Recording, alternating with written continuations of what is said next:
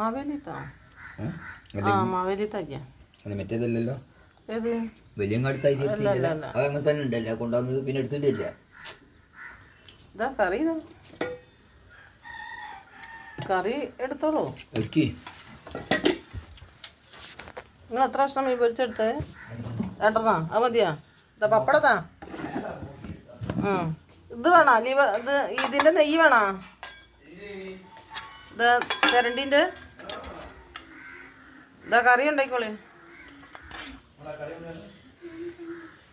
കയ്പുണ്ടായാ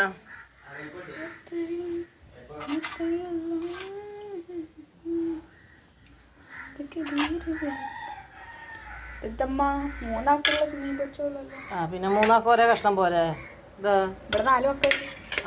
ഒന്ന് അതാ ചട്ടിയിലതാ ഒന്ന്